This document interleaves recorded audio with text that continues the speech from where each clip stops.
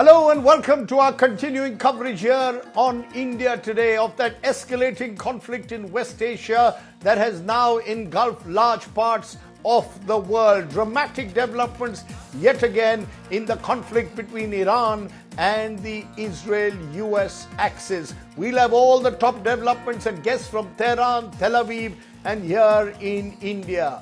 Let's first give you all the top developments this Sunday evening. Hours after Iran's Supreme Leader Ayatollah Ali Khamenei is killed in a surprise attack by Israel and the US, Ayatollah Arifi appointed as the jurist member of Iran's Leadership Council. He has been tasked with temporarily fulfilling the duties of Iran's Supreme Leader, who was killed this morning. As Iran begins a 40-day mourning for Khamenei, who dominated the country's politics for 4 decades, President Massoud Pezeshkian declares Khamenei's killing a declaration of war against Muslims, asserts that it is a legitimate duty to avenge the masterminds of this crime. US media reveals details of what is described as a massive CIA-Israel joint operation that led to the killing of Ali Khamenei. According to reports, CIA had been tracking his movements for months, had solid proof of his precise location. Reports also say that Israel struck Khamenei's residential complex in a closely coordinated operation with the United States. Some of Khamenei's relatives have been killed. Israeli fighter jets dropped nearly 30 bombs on the compound.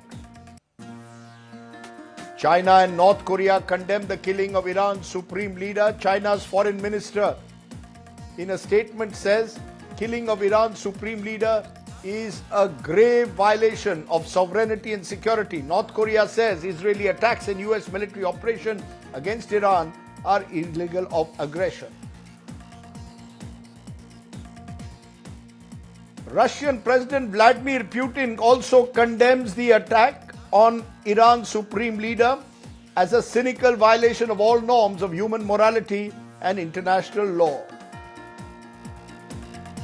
Israeli defense forces say operations are ongoing with fresh strikes targeting Iran's ballistic missile and air defense infrastructure.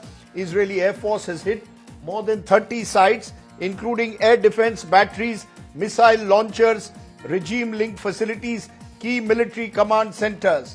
Prime Minister Benjamin Netanyahu holds a high-level security consultation with senior officials and cabinet members.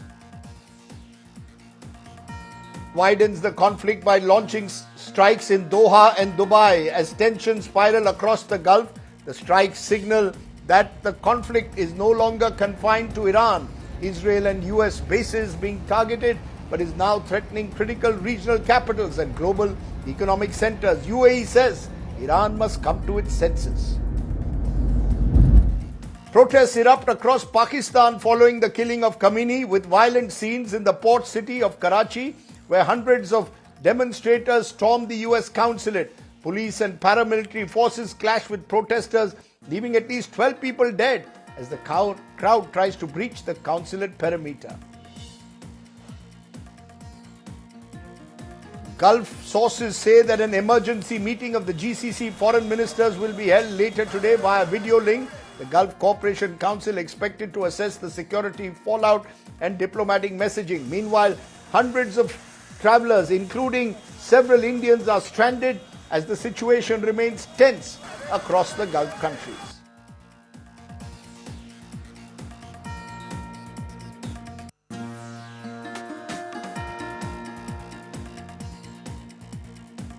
But I want to, in this hour, look at what has been happening in all the pressure points of this rapidly evolving situation. Remember, there are two sides to a war. That's what's happening in Tel Aviv, which is important, what's happening in Washington, D.C., as well as what is happening inside Tehran, where there has been a large internet blackout. Now, amidst this internet blackout, we've been very lucky to a short while ago speak to Dr. Fahad Izadi, professor at the University of Tehran. I appreciate you joining us, Dr. Izadi, at a time which no doubt is very difficult for your country. Give us a sense, first of all, Dr. Izadi, of the mood on the streets of Tehran, particularly with the news coming in of Ali Khamenei, your leader, the supreme leader who ruled the country for 40 years, has been killed in those attacks. And there's a sense that there are reports that several of the commanders of the Iranian Revolutionary Guards have also been killed in these joint US-Israeli operations. What is the mood on the ground as these reports filtered in this morning? I don't know if you have seen pictures from Iran. Millions of people, millions, showed up to the streets in some cities under the bombardment. And they were grieving. The people don't like their country to be attacked, don't like the leaders of the country to be killed. There may be some people who have disagreement on policy issues or other things. Yesterday, we lost over 140 little girls in an elementary girls' school. People don't like to send their children to a school and pick up the body of that young child. The country is going through very difficult times. We are dealing with the Epstein class. These people like to rape little American girls and like to bomb and kill little Iranian girls. And the country is uniting. We have this rally around flag effect. If the aim of these attacks were to change Iran's government, it's doing the opposite. People are getting united against United States and Israel. You're saying, Professor, people are getting united. But the truth is, on the flip side of it, we've also seen videos of people on Tehran streets and other parts of Iran celebrating. This comes against the backdrop, Professor, of reports over the last month of crackdowns on protesters, those opposed to the regime in Iran. Hundreds of them, we are told, were killed, many civilians. There is therefore undoubted anger, wouldn't you agree? There's the economic crisis in your country and against what is now seen as an oppressive, repressive regime by many. So would you agree that there are also those who will sort of quietly celebrate, even as those who are grieving at the death of Khamenei? Would I be right in saying that Iran is divided and not united? In London, in New York, these are the Pahlavi supporters. Their support inside Iran is very small, extremely small. When Gandhi in India was killed, I think some people celebrated. But when you compare those people with the number of the people who grieved, you cannot compare. This is the situation we have. We had the Pahlavi going to Israel 2 times in the middle of genocide. He works for the Israelis and the Americans. And yes, these people outside Iran have some family members inside Iran. But those people, I don't want to say they are less than 1% of the population, because that would be too much. These people killed over 200 police officers in Iran during the riots. They were orchestrated by Mossad. This was a regime change operation that failed. That's why they have to bomb Iran now, because their operation last time didn't work. Sir, you seem to suggest that the protests were a Mossad operation. I think the comparison with Gandhi, sir, and Khamenei is rather far-fetched. But let's talk about regime change, because it seems that the operation now that the US and Israel are conducting is for a regime change. And in 24 hours, with so many of your leaders now killed, and a large part of the Revolutionary Guard leadership, dare I say, annihilated, do you not see the real possibility of a regime change, which seems to be the clear goal of this Operation Epic Fury?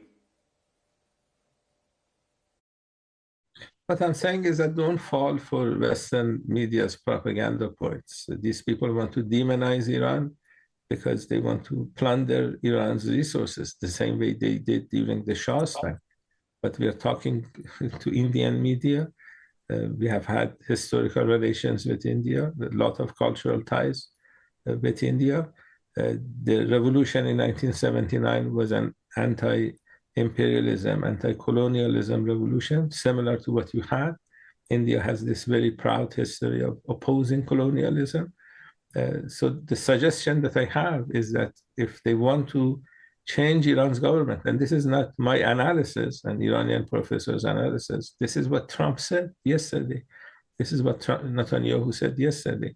When they want to change a government, they have to demonize that government. They have to exaggerate the numbers.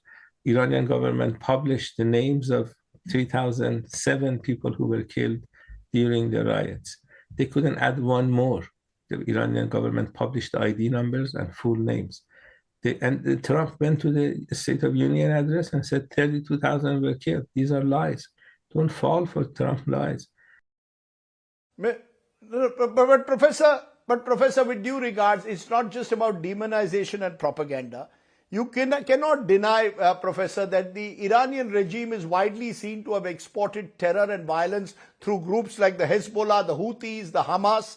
There is a belief that today when Gulf states are being attacked by Iranian missiles, the UAE is asking Iran to come back to its senses because Iran is seen now as a country exporting terror across the region. You go ahead with your nuclear program despite the sanctions that have taken place. As a result, you become a pariah state. Critics argue that women in your country don't get equal status. All of this has led to what you're calling demonization. But many will also say that the truth is that the Iranian regime under Khamenei was dangerous for the stability of the region.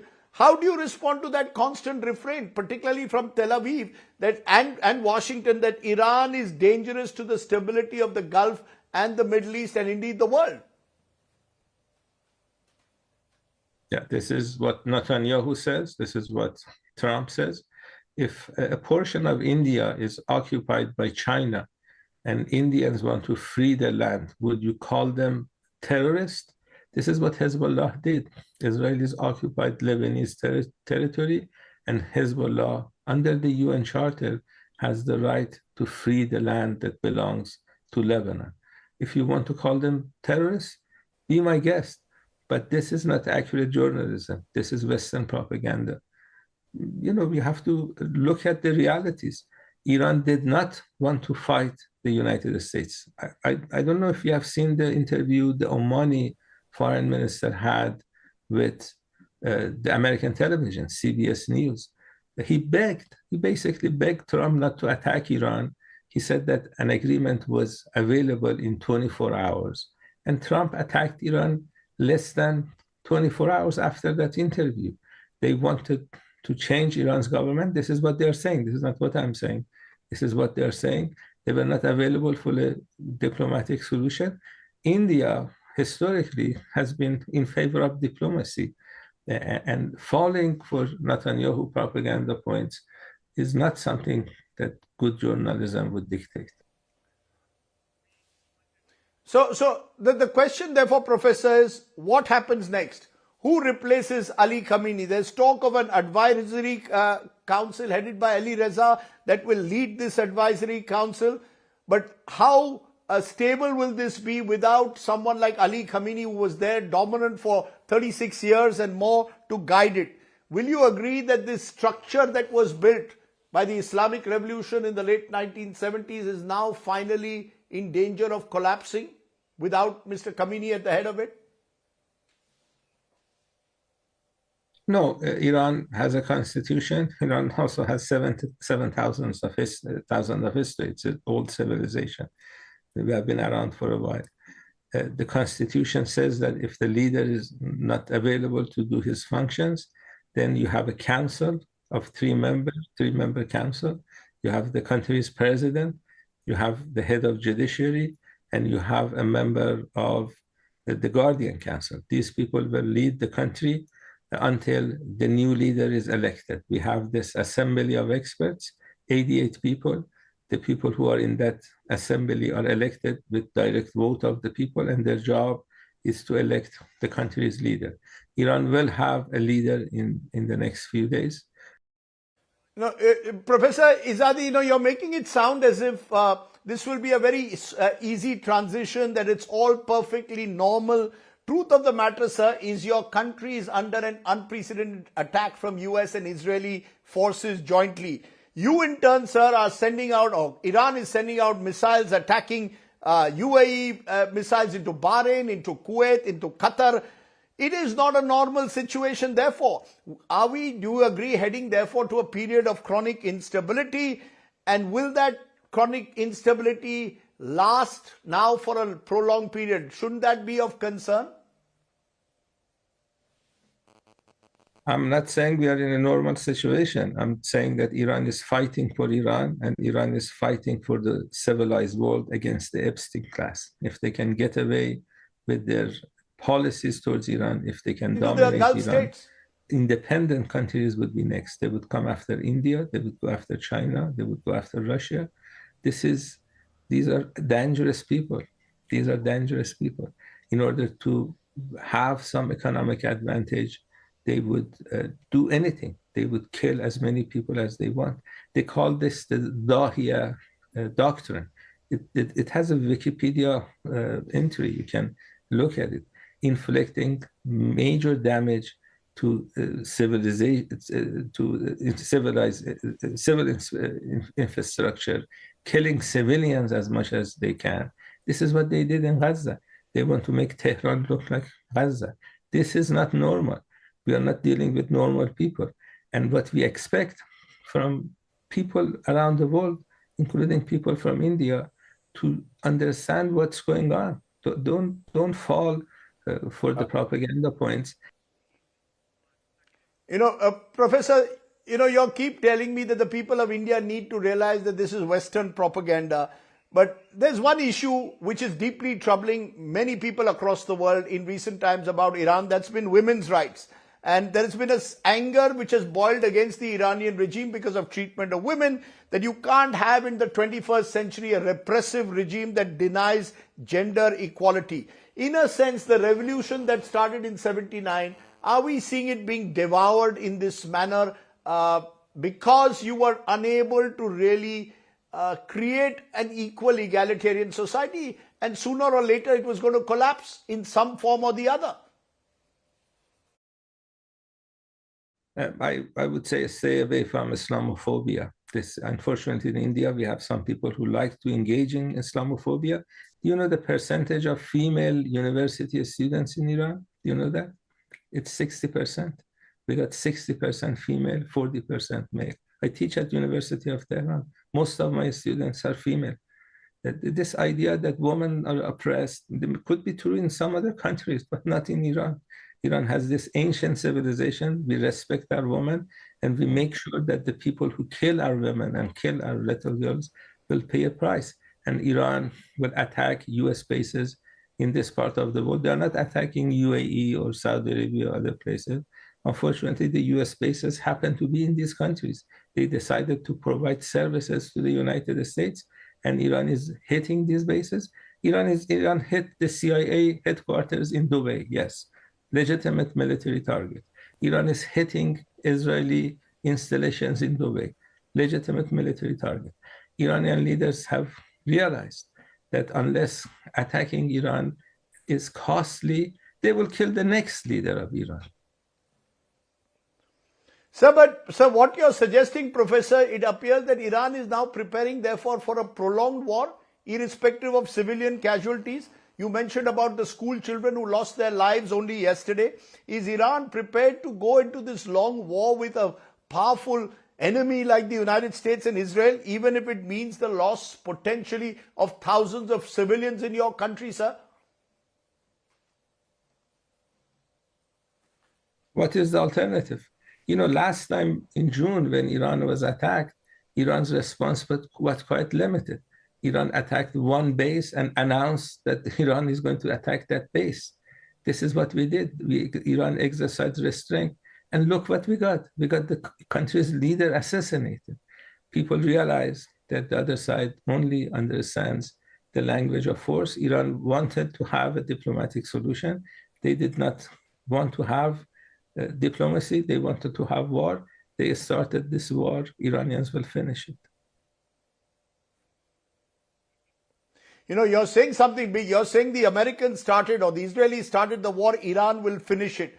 But as I said, you seem to believe that Iran has the capacity for a prolonged war, irrespective of casualties and the consequences for the region.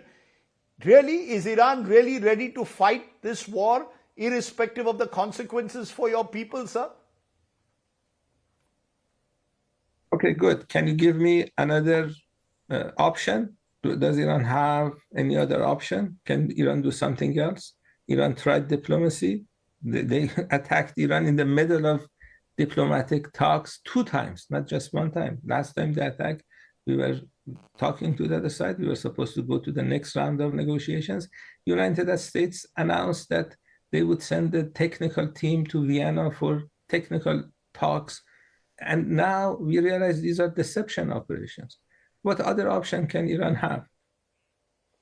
You know, sir, you're raising India in several times in your answers. I'll ask you in conclusion, what do you really expect India to do in a situation that like this? India has called both sides to observe restraint for de-escalation. What more do you really want India to do, sir? Understand what's going on. You know, Iran-India relations has been historical. We have this cooperation, economic cooperation in Chabahar. India used to import a lot of oil from Iran. They can do that if they want to. We share a common history, a common, a lot of Indian words come from Persian, come from Farsi. Just understand what's going on. We are worried. We're worried that the current Indian government is getting too close to Israel. I wouldn't do that. These are genocidal people. Going back to the spirit of anti-colonialism is what Iran expects from India. Okay, Professor Izadi, I want to leave it there. I know you've come at a time when you're in a very difficult situation amidst difficult internet connections. For you to join us and give us a view from the ground there in Tehran. Thank you very much for giving me an Iranian perspective, and stay safe. We, the people of India, want peace above all else, surely, in the region. I want to turn, therefore, now to an Indian connection and look at how should India look at what's been happening in the last 24 hours, dramatic developments there in across the Gulf. What next for Iran? Is West Asia staring at a prolonged conflict, and how should India respond? Joining me now is Talmiz Ahmed. He's been former Indian ambassador to Saudi Arabia, and K.C. Singh. He's been a former Indian ambassador to UAE and Iran. I appreciate both of you joining us. Talmiz Ahmed, to you first. What do you see happening next? You might have heard that Iranian voice saying very clearly there will be no regime change, and the people of Iran are ready to fight this war. Is that a bravado? Or do you believe that Iran is a very different kettle of fish to, say, a Venezuela, where America could walk in and effect a regime change? There is a high degree of bravado. I think the Iranian military capacity is fairly limited. Whatever we have seen in terms of retaliation has been very low-key. We do not have the impression that there is a very substantial lethal firepower available with the Iranians. I think that whatever they had was already damaged quite severely last year.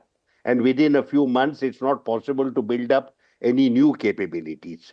So I would say that there is a very high degree of bravado. But what is really missing in the entire discourse is what are the Israelis and the Americans seeking in terms of this assault that they have conducted upon Iran. There was already an ongoing dialogue. It might have gone forward quite well. There was a mood in Tehran to accommodate many of the American concerns and interests, and everyone felt that we had made good progress. It is the Israelis who have been wanting to create a warlike situation, and they have got what they wanted. As far as Israel is concerned, they are interested in war as an end in itself, murder and mayhem as an end in itself. So as of now, we all knew that that Iran's military capabilities are severely limited, but I'm not able to figure out what the Israelis and the Americans want at this stage. But what you're saying, importantly, Talmiz Ahmed, before I go to K.C. Singh, is that you're saying that this is a war being driven virtually by Israel. America is providing the weaponry, but Israel is the one which is driving the United States into war with Iran. Am I correct? Absolutely correct. This has been on the Israeli agenda for at least 3 decades, if not more. You will remember that after the first Iraq war, At that time, the Israelis were very anxious that Iran should be attacked. And they insisted and persuaded the Americans to do the dual containment. And that is why Iran was included. After that, when we saw after 9/11, the Iranians were extremely supportive of the American agenda, gave them lot of information about Taliban presence, etc. And they expected that there would be progress in their bilateral relationship. And indeed, 16 rounds of dialogue took place between Iranians and the Americans in Geneva at that time. But once Baghdad fell, once Baghdad fell, the Americans had no need for the Iranians and they just dumped them. It is the Israelis that have been leading from the front, wanting, earlier they talked about the nuclear program. When the Iranians showed accommodation of the nuclear program, they were able to persuade Donald Trump in his first term to give up on the nuclear agreement. Then since then, ever since Trump has been in the White House, they have been agitating for an assault on the Iranian side. They have been, in fact, concerned. If you see the two attacks, even the earlier one last year, there was concern in Tel Aviv that the Americans might just do a deal with the Iranians. So they attacked 2 days earlier, and then they were able to drag Trump in. Trump is an erratic personality, unpredictable, very difficult, and he has this very high sense of personal megalomania. He loves to strut on the world stage. So I think at the last meeting which I think Netanyahu would have had with the American president, he would have told him, let us go for regime change. That will put you permanently in American history. And I think that is what really worked with the American president. KC Singh, is this about regime change? Is that very clear? And how easy is regime change? As I said, my Iranian guest says, look, regime change is not happening, not certainly in a hurry. Do you believe, though, that the events of the last 24 hours seem to suggest that maybe the Iranian regime is crumbling? No, the Iranian regime is not crumbling. You've just seen that they've already got an interim council. Ali Larijani is there, the head of judiciary is there, and Pezeshkian, the president, is there. So there's already a 3-member thing which will run the country. And then they have a system, the assembly of experts will appoint the next supreme leader whenever that is convenient. That may take a little while, but there is a procedure. I think what the supreme leader has done is, if he wanted to hide, he would have gone and hidden somewhere. Iran is such a big place. He did the last time around in June. But I think he was ready for martyrdom. I think what the West and the others are not understanding, and the Sunni world, that martyrdom is a very critical part of the Shia psychology. And it's something which, beyond a stage, carries a huge amount of value because it links you to the past, to Hussein, to all the imams who have sacrificed themselves. So Shia Islam has got this history of martyrdom. And the supreme leader has martyred himself, and he'll be remembered for that. So he knew this is coming, and he has created already a series of 3 or 4 layers of succession. He knew that if I name one person, they'll kill him. So there are 3 or 4 layers of succession for IRGC commander, for the supreme leader, for the president, for everyone. There's a 3-4 different alternatives. One guy is killed, there's another name available. Now, what's happening is the problem that if you don't have an end game, you don't have an off-ramp. Because last time around, in June of last year, Trump was able to say, look, I destroyed the nuclear program completely. So that's it, I'm going home. Now, if it was destroyed completely, why are you attacking the nuclear thing again? You're making that as an excuse. So that's a fake excuse. It's not the nuclear thing. It's essentially, and they were very close to finalizing the nuclear deal. That's what the Omanis are saying. And you would notice that Omanis have not been attacked by Iran because they feel that they were probably fair and normal between, when the negotiations were taking place. They're not tilting on the side of America. But now if the end game is change of regime, it's not going to happen overnight. Trump, the latest polls which have come, they show that only 33% of Americans are supporting Trump's attack. And almost 50% are not. So he's going to lose support in America if there is an extended battle. And the Iranians are willing to, sacrifice lives. Are the Americans ready? And I would just beg to disagree with my batchmate and friend Talmiz Ahmed.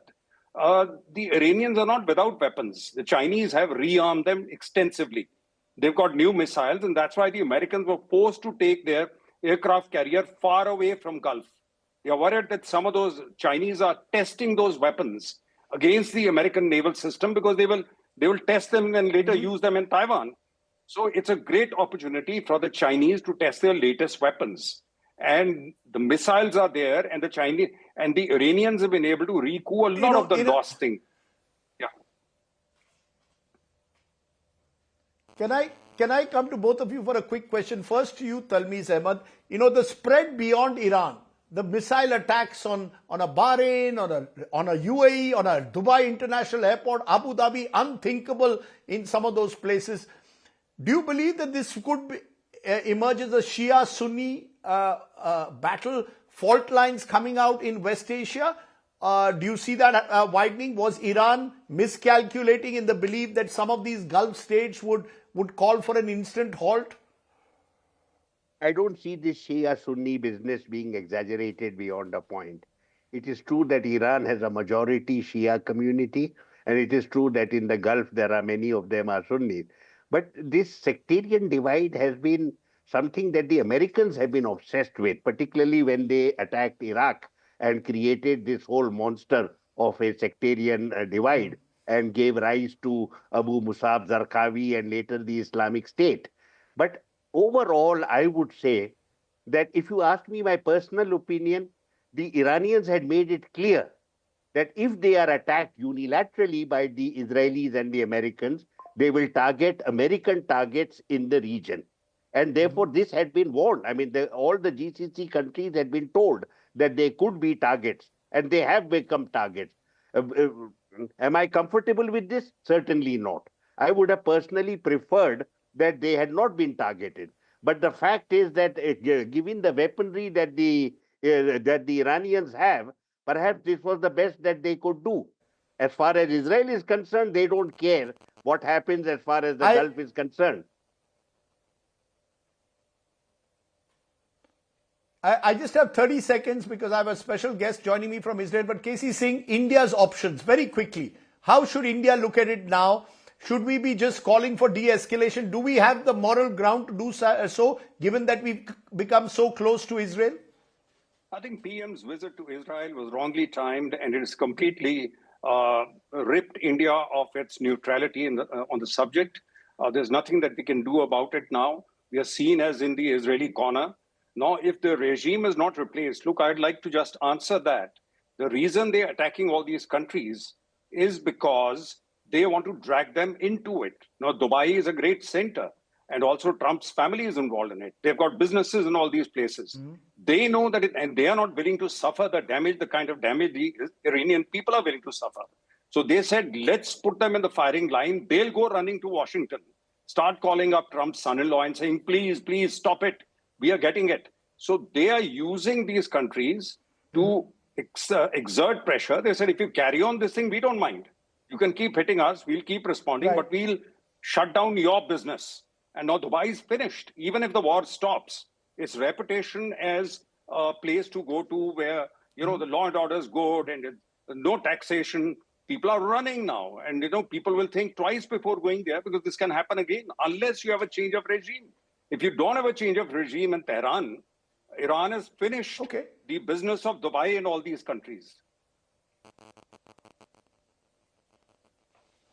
Okay.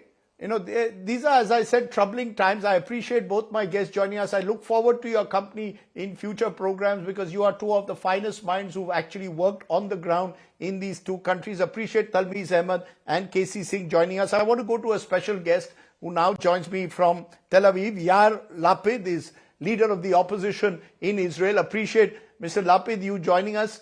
First, tell us how you see the situation in the last 24, 36 hours, the dramatic developments, including the killing of Ali Khamenei. Is Israel fully united behind the actions being taken by the IDF?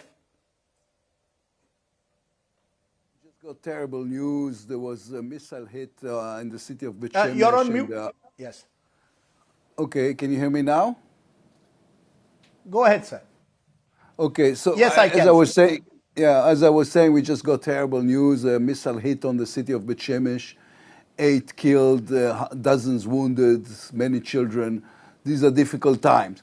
But It is, it's a rarity. It's a just war. We live in an era that everything is a bit ambiguous, and yet in this war, everybody knows how to differentiate good from evil. This is a just war against a terrible terror organization disguised as a country, and we need to do this. And the entire state of Israel is totally unified behind this war. There's no coalition and opposition on the subject. This is the right thing to do, and we're going to go through with it. It is extremely important, not only for Israel, but also for the stability of the region and the world. No, but how do you, when you say, I want to ask you your definition of a just war which ends up killing 150 school children in Iran, a just war which takes place while negotiations were on for Israel to give up its nuclear program, and the Omanis claimed they were close to a deal on it within 24 hours. It almost seems as if Israel was the one spoiling for a fight for aggression. How do you call it a just war? And what justification do you give for it if there were negotiations going on in Geneva? These are two very separate issues. First of all, everybody in his right mind is, of course, terribly sorry about the school children that were killed. This is the casualties of war. These are bystanders. Children should not die in grown-ups' wars, and it should never happen. But this happens in wars. The difference is, this happened by mistake, while the Iranians are aiming at Israeli children as a purpose. This is what they're trying to do. They're not trying to target military operations or military bases and by mistake killing children. They're trying to kill children. With the operation the Americans and us are conducting in Iran, we were trying to hit only military bases and targets, and yet terrible mistakes do happen in a wartime. In wartime, this is, again, everybody in his right mind is sorry, but this is not the purpose of our war. This is the purpose of the Iranian war, killing children. So this is one thing. The other issue that you were asking about, the negotiations in Oman were bogus. This is Iran. Everybody who was there for 5 minutes knew what was going on. This is Iran trying to buy time. This is Iran, again, trying to deceive everybody while gaining the time they wanted to keep on building the ballistic missile program, their nuclear program, sending the terror proxies all around the Middle East. The problem that people seem to find hard to understand is that Iran is not a country in the way we think of a country. It is not India, it is not Israel, it is not the United States. It's a terror organization. The regime, the Ayatollah regime, is a terror organization who Sir, it's an ancient... Sir, I want to just... You will also agree... Sir, I take your point, but you will also agree it's an ancient civilization that goes for thousands of years. I mean, yes. When you say Iran is not a country, surely that's, Iran has the right to defend its sovereignty. It has chosen Ali Khamenei. You and I can perhaps disagree with the politics of an Ali Khamenei or indeed the export of violence to other parts. But what justification is there to attack Iran at this particular juncture and kill its leader? What are you saying? I mean, what are you saying? That a regime that just killed more than 30,000 of his own people is a legitimate regime? Of course, Iran is an ancient culture, as Israel, as India. These are all ancient colors. Of course, it's a legitimate country, but it's not a legitimate regime. It's a regime that is actually a terror organization who took the country hostage. We used to have we used to have peace with Iran, and I wish to God we will have peace with Iran in the future, because this is what needs to happen in the Middle East. But right now, Khamenei was not a leader of a country or somebody who was elected in a democratic manner. These are people who are using democratic lingo and words, talking about human rights and talking about international law, while making fun and mockery out of all these terms. What they did was killing their own people, killing other people, sending terror organizations all through the Middle East, standing behind organizations like Hezbollah and Hamas. This is what they do. The country, yes, of course, Iran is a legitimate country. The regime, No way, sir. This is not a legitimate regime. So what is the end game? Is the end game now regime change? Is it now asking the people of Iran to rebel against the regime? Or do you believe that it will require a ground operation? Because that's the fear. How do you, it's one thing to take out, if I may be allowed to use the word, a Khamenei and the Islamic Revolutionary Guard commanders. What happens next? Does that worry you that there could be a vacuum now in Iran and even a more hardline cleric will emerge? Or do you hope for a regime change that is favorable to Israel and the United States and the Western world? Well, I don't think there is a big risk of somebody who is more hardliner than what we have right now. I mean, they just hit the max.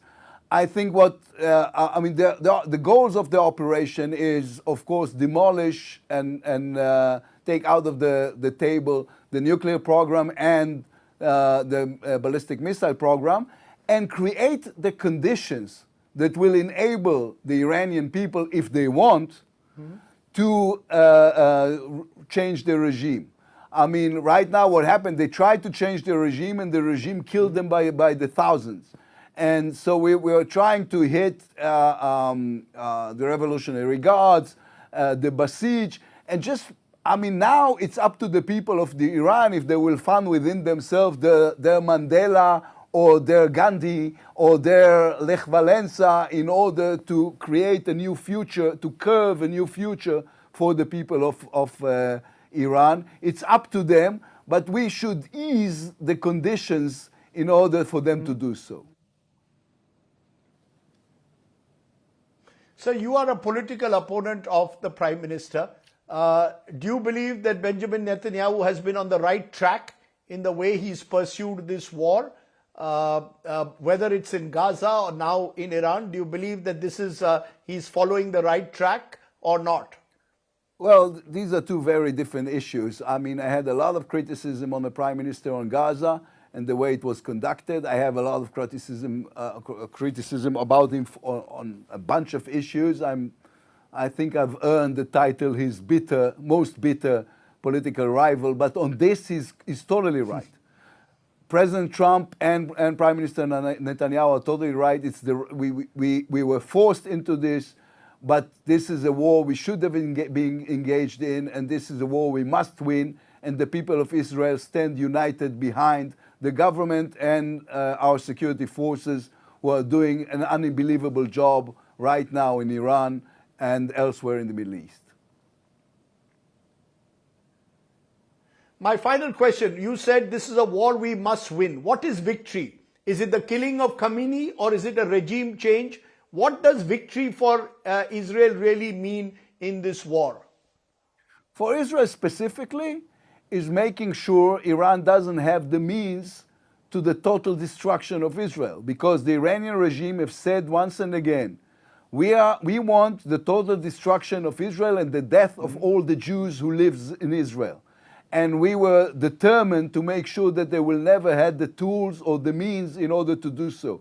So for Israel, the victory is just being able to live in peace without the threat of a nuclear bomb or a rain of ballistic missiles falling on our heads and killing our children.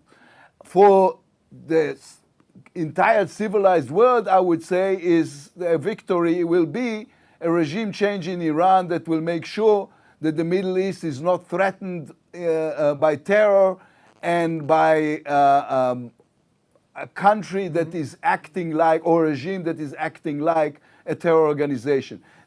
I mean, it doesn't even make any sense to me that people are questioning this. I mean, if you were for example, the killing of bin Laden, you must be for the killing of Khamenei, because it's the same. These are leaders of terrorist organizations. This is not legitimate leaders of countries. Right. Okay. Yair Lapid, you've joined me on the show, leader of the opposition in Israel. You've spoken your mind and spoken it loud and clearly. Appreciate you joining me on the show today. Thank you very much for joining me here. Sir. I want to turn at this moment to another voice, because there's Washington, which is just waking up in a way to the news of Ali Khamenei, the supreme leader, having been assassinated. Daniel Silverberg is joining me. He's former foreign policy advisor to the House Democratic leadership and foreign policy analyst. Appreciate your joining us there, Mr. Silverberg. How are you making out the events of the last 24 hours? Does this, you believe, increase the American resolve to go on with a prolonged war for regime change?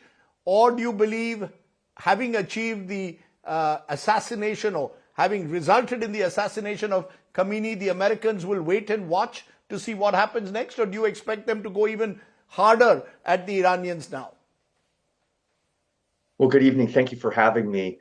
I think it is difficult to assess at this point something called American resolve, because there is no moment of unity that has happened in the past in Washington. If you think about previous moments, particularly after 9/11, when the US was attacked and members of Congress joined together, regardless of their views of the use of force, they said, God bless our troops who are in harm's way. We are going to stand behind the president at the moment and then have a debate in due time and due oversight. That is not happening here. What is happening, primarily on the Democratic side, but a little bit on the Republican side as well, is members of Congress coming out and saying this was a war of choice.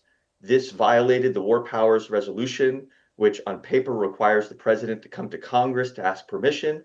And we want a vote immediately to debate this. So I think it's tough to opine on American resolve. But I take your, Mr. Silverberg, I take your point, Mr. Silverberg, but as we've seen both in June, when the US targeted Iranian nuclear facilities, and now here in the month of March, Donald Trump doesn't seem to really care whether Congress gives him permission or not. I mean, Donald Trump seems to take these unilateral decisions. So will anything really change, given that Trump seems determined to effect some kind of a regime change along with the Israelis? Well, I think you're asking the right question then, not so much about American resolve, but what does President Trump decide to do? And oftentimes President Trump has acted in ways that might be inconsistent with even what his own MAGA base wants. And in this instance, my sense is President Trump does have resolve to continue the fight here. There has almost been no precedent of regime change being successful from the air. And that, frankly, disturbs, is a point of concern for a lot of military analysts who are watching a disconnect between President Trump's goals of removing this regime and the means by which to do it. At a certain point, there could be a need for forces on the ground. But in terms of President Trump's willingness to continue this campaign, he's made clear we're only 48 hours into this and that there are going to be multiple components to it. And in some ways, how he responds is going to be calibrated based on what the Iranians do.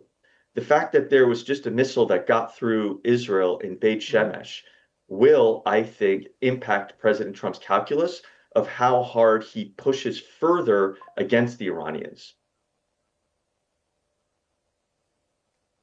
Are you very clear?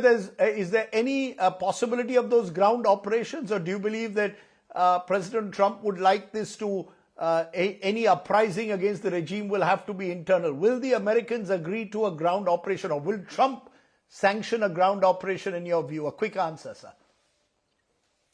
I don't think so for the time being. I think President Trump is doing everything he can to set the table for the Iranians to find a new leader. And you're already seeing that politicking taking place. There was an extraordinary article in The Atlantic over the weekend with former President Ahmadinejad emerging as the one saying, I can be the Delcy Rodriguez, the Venezuelan vice president who works with the US. I can be that character in Iran. So I think President Trump is likely hoping not to cross that red line of sending in ground troops unless the table has so been set that it is safe for American forces to get on the ground. But I don't think anyone wants that to happen. Okay. Daniel Silverberg, for joining me there from Washington so early in the morning in your country. I appreciate you joining me on the show today. As we've said, we've made an attempt to get all voices from different parts of the world who are central to what's happening, and that will be the aim in every sense, to inform you with credible voices from across the battle zones. I want to leave you though with the man who's been at the center of what's happened. Ayatollah Ali Khamenei ruled Iran for 36 years. He crushed several protests at home, built regional militias, survived assassination attempts, built a very loyal following as well. He was finally killed today, along with family members, by the US-Israeli strikes. I leave you with a report describing the life and power of Iran's Ayatollah Khamenei. Thanks for watching. Stay well. Namaskar.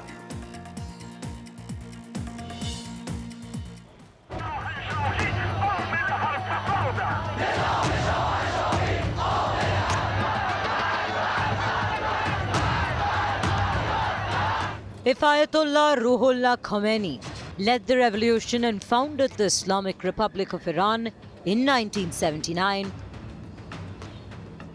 his successor, Ayatollah Ali Khamenei, shaped what the Republic actually turned out to be. Mainly because Khamenei's term was consumed by an 8-year war with Iraq.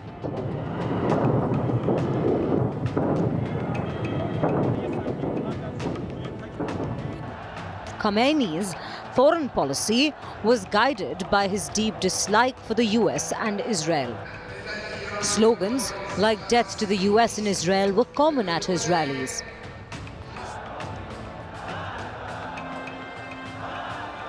Khamenei made Iran a regional power, a counter to Saudi Arabia.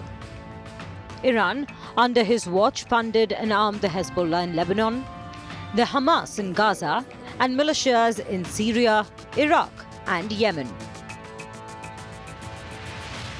He also pursued a nuclear program which became a threat to the West. A nuke deal was struck with Washington during Barack Obama's administration, but it was scrapped by Donald Trump in his first term in the White House. In June last year, the US and Israel bombed Iranian nuclear facilities. At home, Khamenei ruled with an iron fist. The Islamic Revolutionary Guard Corps, the country's elite force, swore loyalty to Khamenei and imposed his will on the people of Iran. The spiritual leader broke no dissent. Throughout Khamenei's rule, he faced multiple agitations, each of which the regime crushed. The most famous one in 2022, when women hit the streets over the custodial death of Mahsa Amini, who refused to wear a hijab.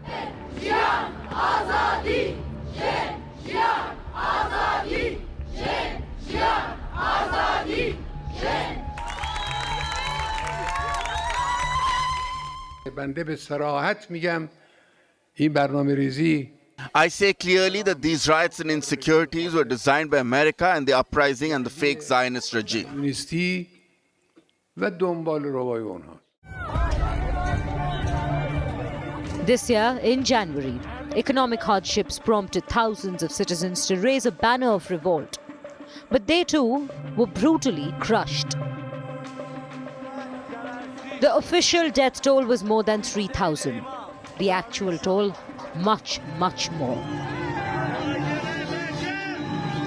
دیشب در تهران در بعضی جای دیگه Last night in Tehran and some other places, a bunch of vandals showed up and destroyed buildings belonging to their country just to please the US president. به کشور خودشون رو The killing of Khamenei marks the end of an era and puts Iran at a crossroad. Will the Islamic regime remain in place, or will a new system take its place? Bureau Report, India Today.